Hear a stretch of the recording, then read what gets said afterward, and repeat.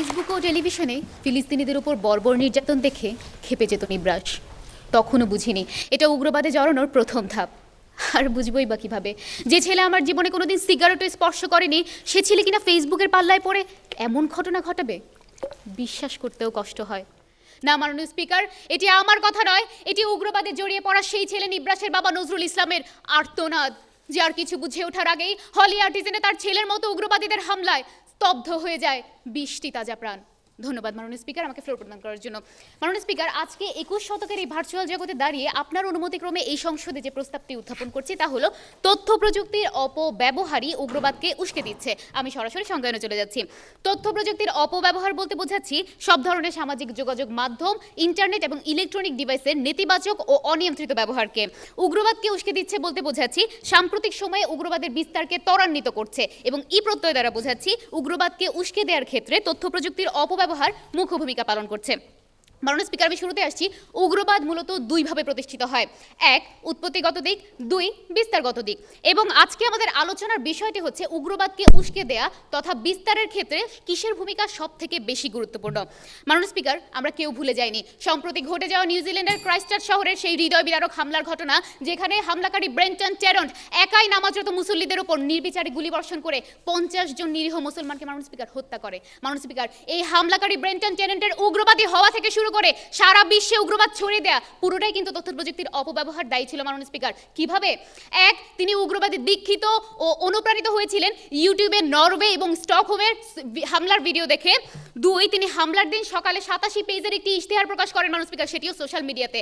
তিন, তিনি হামলার থাকাকালীন অবস্থায় ফেসবুক লাইভে আসেন এবং ফেসবুক লাইভে থাকাকালীন অবস্থায় তিনি পিউডিপাইক নামক একটি ইউটিউব চ্যানেল সাবস্ক্রাইব করতে বলেন তার অনুসারীদেরকে। মাননীয় স্পিকার, এর দ্বারা কি প্রমাণিত হয় না যে তিনি উস্কানি প্রাপ্ত হয়েছিলেন তথ্য প্রযুক্তির অপব্যবহারের মাধ্যমে? মাননীয় স্পিকার, এখানেই শেষ নয়।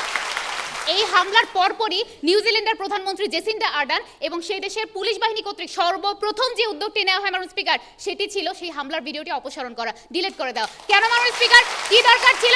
দরকার ছিল যাতে সেই ভিডিও থেকে পরবর্তীতে আর কেউ উস্কানি প্রাপ্ত না হয়, আর কেউ উগ্রবাদে জড়িয়ে না পড়ে। মাননীয় স্পিকার, শুধু তাই নয়, 29শে মার্চ প্রথম আলো পত্রিকার নিউজ এসেছে মাননীয় স্পিকার, শ্বেতাঙ্গ জাতীয়তাবাদ নিষিদ্ধ করেছে ফেসবুক। কেন মাননীয় স্পিকার? এর দ্বারা কি এটাই প্রমাণিত হয় না যে তথ্য প্রযুক্তির অপব্যবহারই উগ্রবাদকে উস্কে দিচ্ছে?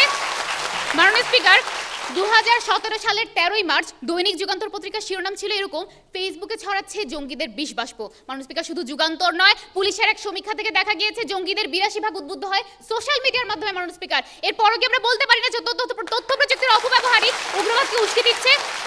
মাননীয় স্পিকার, আমরা কেউ ভুলে যাইনি 2015 সালের ফ্রান্সের সেই পত্রিকার কথা, যেটা নাম ছিল শার্লি এবদো, যে পত্রিকা আমাদের সর্বকালের সর্বশ্রেষ্ঠ মানব হযরত মুহাম্মদ সাল্লাল্লাহু আলাইহি ওয়াসাল্লামকে নিয়ে ব্যঙ্গচিত্র অঙ্কন করেছিল। মাননীয় স্পিকার, সেই প্রেক্ষাপটে ফ্রান্সকে মুখোমুখি হতে হয়েছিল বেশ কয়েকটি বড়সড় হামলার। মাননীয় স্পিকার, সেই জঙ্গি হামলার প্রথমটি ঘটে ফ্রান্সের শার্লি এবদো পত্রিকায়, যেখানে 12 জন সাংবাদিককে নির্মমভাবে হত্যা করা হয়। মাননীয় স্পিকার, দ্বিতীয়টি ঘটে নিজ শহরে 84 জনকে হত্যার মাধ্যমে। তৃতীয়টি ঘটে স্টেডিয়ামে এবং রেস্তোরাঁ 130 জনকে হত্যার মাধ্যমে। মাননীয় স্পিকার, কেন এত হত্যাকাণ্ড আমরা দেখেছি? কি কারণ ছিল মাননীয় স্পিকার? কারণ ছিল তথ্য প্রযুক্তির অপব্যবহার। মাননীয় স্পিকার, শার্লি এবদো পত্রিকা যখন তাদের অনলাইন ভার্সনে নবী করিম সাল্লাল্লাহু আলাইহি ওয়াসাল্লামকে ব্যঙ্গচিত্র অঙ্কন করে মাননীয় স্পিকার, তখন এর চাইতে বড় অপপ্রচার আর কি হতে পারে? তখন এর চাইতে বড় ধর্মীয় অনুভূতিতে আঘাতহানিকর আর কি হতে পারে মাননীয় স্পিকার? যার প্রেক্ষিতে উগ্রবাদী সন্ত্রাসীরা তাদের হামলা চালিয়েছে মাননীয় স্পিকার। এজন্যই আমরা আজকে বলছি তথ্য প্রযুক্তির অপব্যবহারই উগ্রবাদকে উস্কে দিচ্ছে। জি, আমরা প্রশ্ন নিচ্ছি। মাননীয় সরকার দুটির নেতা একটু বলে যাবেন, আফ্রিকা মহাদেশে জাতিসংঘের রিপোর্ট অনুযায়ী তারা তথ্য প্রযুক্তি থেকে 20 বছর পিছিয়ে আছে, কিন্তু আমরা দেখি যে পৃথিবীর যত উগ্রবাদ তার সব বেশিরভাগই হয় হচ্ছে আফ্রিকাতে। তাহলে এটার পিছনে কোন তথ্য প্রযুক্তি তাদেরকে উস্কে দিচ্ছে সেটা একটু উত্তর দিয়ে দেবেন। প্রশ্ন করেছেন, একটা দেশের উদাহরণ দিয়ে মাননীয় স্পিকার, একটা উদাহরণ দিয়ে তো আপনি বিচার করতে পারবেন না, তাই না? সম্পূরক প্রশ্ন মাননীয় স্পিকার, মাননীয় স্পিকার, বলছেন এই কথা। আপনি চীনের দিকে তাকান। আজকে চীন তাদের যে তথ্য প্রযুক্তি এটাকে মাননীয় স্পিকার এমন ভাবে ফিল্টার করছে যারা সাধারণ মানুষ আছে তারা ব্যবহার করতে পারছে না। তাহলে চীন কেন উইগুর মুসলমানদের উপর এইভাবে হামলা করছে? উত্তর দিয়ে যাবেন। মাননীয় স্পিকার, চীনের হামলা আর উগ্রবাদী হামলা তো এক নয় মাননীয় স্পিকার। তারা আজকে বিষয়টি বুঝতে পারছে না। আজকে আমরা কথা বলছি উগ্রবাদী হওয়ার পেছনে, উগ্রবাদকে উস্কে দেওয়ার পেছনে তথ্য প্রযুক্তির ভূমিকা উস্কে দিচ্ছে কি না। মাননীয় স্পিকার, মাননীয় স্পিকার, এই কথা শুধু আমরা বলছি না, বরং নিউ ইয়র্কে জাতিসংঘের সদর দপ্তরে আয়োজিত সাইবার নিরাপত্তা ও আন্তর্জাতিক সহযোগিতা নামক অনুষ্ঠানে মাননীয় প্রধানমন্ত্রী শেখ হাসিনা তিনি নিজে বলেছেন, সন্ত্রাসী ও উগ্রবাদীরা তথ্য প্রযুক্তিকে অপব্যবহার করে, আমি আবারও বলছি, তথ্য প্রযুক্তিকে অপব্যবহার করে উগ্রবাদকে ছড়িয়ে দিচ্ছে, তাদের বিষাক্ত বক্তব্য প্রচার করছে। কেন মাননীয় স্পিকার? এরপরও কি আমরা বলতে পারি না যে তথ্য প্রযুক্তির অপব্যবহারে উগ্রবাদকে উস্কে দিচ্ছে?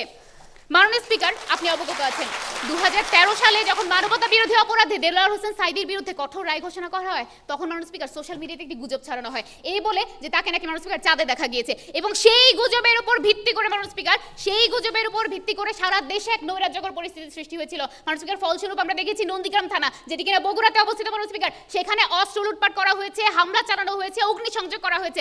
আমরা আরও দেখেছি সাতক্ষীরা, ফেনী, পাবনা, চট্টগ্রাম সহ সারা দেশে হত্যা করা হয় মাননীয় স্পিকার, 11 জন পুলিশ সহ 67 জন নিরীহ মানুষকে। মাননীয় স্পিকার, এত রক্তের খেলা কেন দেখতে হয়েছে আমাদেরকে?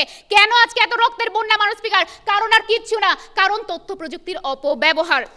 মাননীয় স্পিকার, আজকে আমাদের এখানে প্রধান অতিথি হিসেবে উপস্থিত আছেন পুলিশের কাউন্টার টেরোরিজমের ইউনিটের প্রধান জনাব মনিরুল ইসলাম স্যার। আমরা স্যারের কাছে অত্যন্ত আন্তরিকভাবে ধন্যবাদ জানাচ্ছি যে তিনি তার ফোর্স সহ অক্লান্ত পরিশ্রম করে যাচ্ছেন উগ্রবাদ, জঙ্গিবাদ এইগুলো নিয়ন্ত্রণ করার জন্য, এবং স্যারের কাছে আবেদন জানাচ্ছি যাতে সোশ্যাল মিডিয়াতে সেন্সরশিপ আরোপ করা হয়, যাতে ফিল্টারিং, মনিটরিং, স্ক্রিনিং এর ব্যবস্থা করা হয়, যাতে আমাদের তরুণ প্রজন্মকে আর কেউ সহজেই উগ্রবাদে উস্কে না দিতে পারে, যাতে মরলে শহীদ বাঁচলে গাজী এই ধরনের মতবাদ কোথাও প্রচারিত না হয়, যাতে করে আর কেউ কাউকে বেহেশতের চাবি দেখে কাউকে বিভ্রান্ত করতে না পারে, সেই বিষয়ে পদক্ষেপ নেওয়ার জন্য। মাননীয় স্পিকার, দেশটা আমার, আপনার, আমাদের সবারই, তাই আসুন আমরা তথ্য প্রযুক্তির অপব্যবহার রোধ করি, উগ্রবাদ মুক্ত সমাজ করি, এবং সকলে সমস্বরে গিয়ে উঠি, আমার সোনার বাংলা, আমি তোমায় ভালোবাসি। ধন্যবাদ মাননীয় স্পিকার, ধন্যবাদ।